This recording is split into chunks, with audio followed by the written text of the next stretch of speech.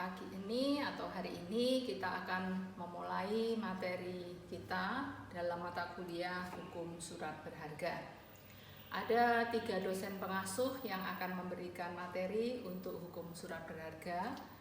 Yang pertama saya, Sriwati, selaku PJMK, dan kemudian nanti ada Pak Heru Susanto, dan kemudian juga ada Ibu Francisca. Untuk materi surat berharga, ada beberapa literatur juga yang bisa saudara pakai. Untuk pengantar, saudara bisa memakai buku Hukum Dagang tentang Surat Berharga yang ditulis oleh Abdul Qadir Muhammad. Kemudian pada materi kita surat berharga, dulu saudara sudah mendapatkan pada mata kuliah Hukum Dagang, meskipun hanya dalam bentuk pengantar. Nah, nanti di dalam pembahasan kita tentang mata kuliah surat berharga, saudara akan mendalami satu persatu mengenai apa saja yang termasuk di dalam surat berharga. Nah, sebelum sampai pada materi itu, saya hendak mengulas kembali apa yang sudah saudara dapatkan pada materi pengantar di dalam hukum dagang tentang surat berharga. Bahwa awal mula terjadinya surat berharga kita tentu kembali kepada masa lalu, di mana ketika seseorang berhubungan dengan orang lain dan kemudian membutuhkan barang-barang, maka di masa lalu kita mengenal adanya sistem barter, di mana satu orang membutuhkan barang, orang lain juga menginginkan barangnya untuk bisa ditukarkan dengan barang lain. Tetapi kemudian barter ini juga mengalami berbagai kesulitan. Maka kemudian muncullah yang dimaksud dengan jual beli dengan alat pembayaran, yaitu berupa uang tunai. Nah, tapi dalam perkembangannya kemudian pembayaran dengan menggunakan uang tunai ini juga dinilai mengalami beberapa kerugian ataupun kesulitan. Yang pertama, bahwa dikatakan pembayaran dengan uang tunai itu tidak praktis. Khususnya apa? Khususnya kalau misalnya kita hendak membayar dalam jumlah besar dengan membawa uang tunai, misalnya mau membayar harga 100 juta rupiah, lalu membawa uang tunai, tentu itu tidak praktis karena harus membawa dalam jumlah besar, menghitung, dan seterusnya. Yang kedua, dengan pembayaran dengan uang tunai dinilai juga tidak aman karena membawa uang tunai dalam jumlah besar itu tentu banyak risiko yang terjadi, entah risiko hilang, risiko pencurian, perampokan, dan seterusnya. Maka kemudian dalam perkembangannya muncullah yang disebut dengan surat berharga sebagai pengganti dari uang tunai, tidak menghilangkan uang tunai. Kenapa? Karena kemudian surat berharga ini dianggap mampu menjawab kekurangan uang tunai, yaitu yang pertama tadi praktis. Kalau misalnya kita mau membayar dalam jumlah besar 100 juta, 1 miliar, maka cukup dengan menerbitkan satu surat berharga yang bisa dalam bentuk cek ataupun dalam bentuk giro atau dalam bentuk yang lainnya. Kemudian surat berharga ini juga dianggap aman karena apa? Karena untuk bisa menerbitkan maupun menerima surat berharga tidak semua orang langsung bisa secara demikian. Untuk bisa menerbitkan surat berharga tentu orang ini harus berhubungan dengan pihak-pihak lain. Kita kembali terlebih dahulu, misalnya yang sudah saudara kenal semua, saudara mempunyai rekening tabungan. Untuk bisa mempunyai rekening tabungan tentu saudara harus datang ke bank dan kemudian mengisi perjanjian yang berupa surat pembukaan rekening. Juga saudara tentu akan diminta identitas terlebih dahulu sehingga bank mengetahui siapakah pemilik rekening ini. Lalu kemudian mengisi saldo. Dan ketika saudara akan menggunakan dana yang saudara simpan, maka saudara akan ada mekanisme tertentu yang bisa terdeteksi oleh bank. Nah, pada surat berharga pun demikian. Ketika nanti seseorang itu hendak menerbitkan surat berharga, maka tentu ada hubungan hukum terlebih dahulu yang harus dilakukan, yaitu tadi misalnya dengan bank. Kemudian membuka rekening, yaitu dalam bentuk rekening giro, barulah lalu kemudian nanti si orang ini akan dapat menerbitkan surat berharga. Nah, ada beberapa penyebutan yang harus saudara pahami pada surat berharga, yaitu bahwa orang yang tadi datang ke bank membuka rekening giro lalu nanti akan menerbitkan surat berharga, orang ini yang mempunyai simpanan pada bank ini akan disebut penerbit atau penarik. Sedangkan nanti orang yang menerima surat berharga kita akan sebut sebagai orang yang menerima pemegang atau penarik. Nah, saudara waspadai, ini ada terminologi hukum yang berbeda dengan terminologi awam. Tadi saya menyebut penerbit.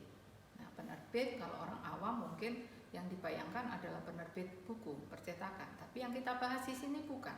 Penerbit itu adalah orang yang menyimpan dananya di bank dalam bentuk rekening giro sehingga dia bisa menerbitkan surat berharga. Kita sebut penerbit, gitu ya. Atau tadi kita sebut juga sebagai orang yang menerbitkan surat berharga. Sedangkan tadi yang menerima surat berharga, dia kita sebut sebagai pemegang atau penarik. Nah, kalau kita menyebut penarik, tentu kalau hanya disebut penarik maka orang akan bias pengertian. Nah, ini memang terminologi hukum, yaitu tadi orang yang menerima surat berharga. Baik, kita sekarang masuk kepada apa sih sebenarnya surat berharga. Tentu saudara masih mengingat bahwa di dalam hukum dagang, saudara sudah diberikan ada dua terminologi, ada yang disebut surat berharga dan ada yang disebut surat yang mempunyai harga. Surat berharga di dalam literatur bahasa Inggris biasa disebut sebagai negotiable instrument.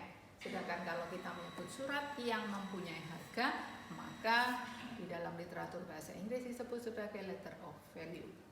Nah, satu hal lagi yang perlu saya tekankan di sini tadi surat berharga dan surat yang mempunyai harga.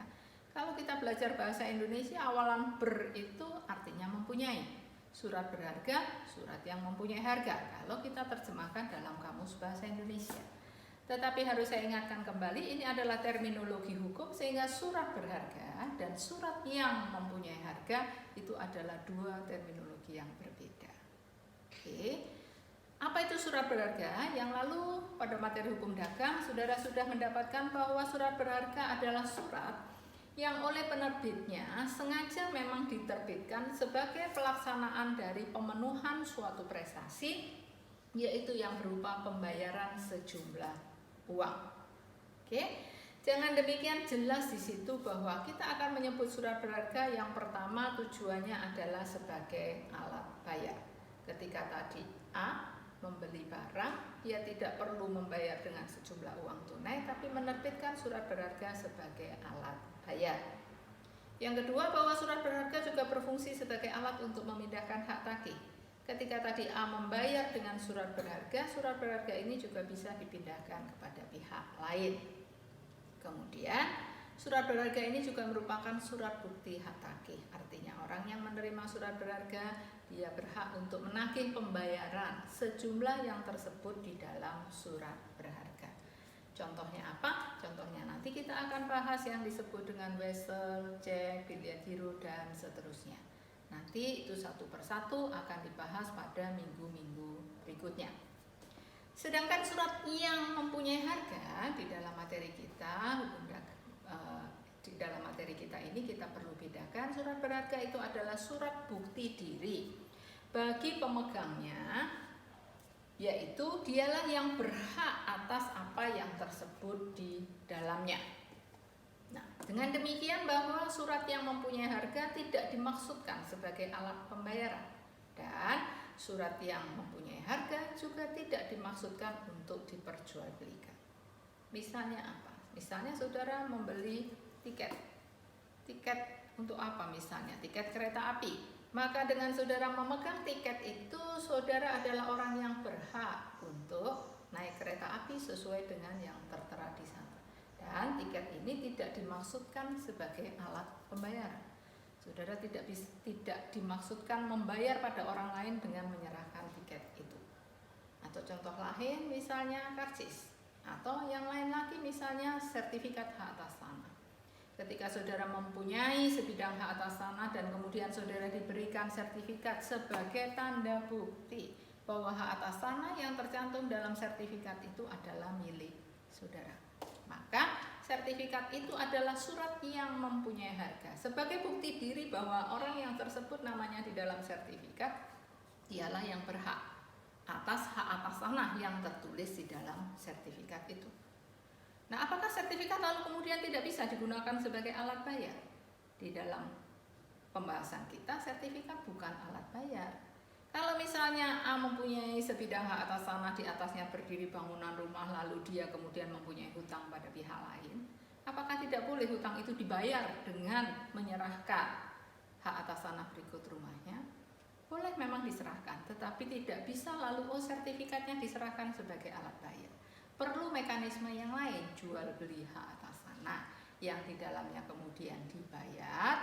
Pembayarannya inilah yang digunakan untuk membayar hak atas tanah. Ada mekanisme lagi yang harus dilakukan, tidak seperti surat berharga. Nah, kemudian di dalam pembahasan saudara hukum dagang, saudara juga sudah dijelaskan ada surat berharga yang disebut dengan atas tunjuk (untunda) dan ada juga yang atas pengganti, yaitu unordered. Nanti saudara bahas kembali mengenai hal itu. Nah, kemudian bagaimana hubungan hukum antara si penerbit surat berharga dengan pemegang surat berharga? Pada materi surat berharga saudara juga sudah dijelaskan ada 4 teori di dalamnya yang nanti saudara baca lagi. Ada yang disebut dengan teori kreasi, ada yang disebut teori kepantasan, ada yang disebut teori perjanjian, dan ada teori penunjukan. Nah, berbagai teori itu nanti saudara harus mempelajari kembali. Apa yang saya sampaikan tadi adalah merupakan pengulangan apa yang sudah saudara terima pada materi saudara hukum dagang. Pada materi-materi kita selanjutnya kita akan masuk pada jenis-jenis surat berharga. Nah, nanti selanjutnya Bu Francisca dan Kak Heru yang akan memberikan materi. Untuk itu saudara bisa membaca terlebih dahulu handout yang sudah ada disediakan di fakultas maupun literatur-literatur yang berkaitan. Terima kasih.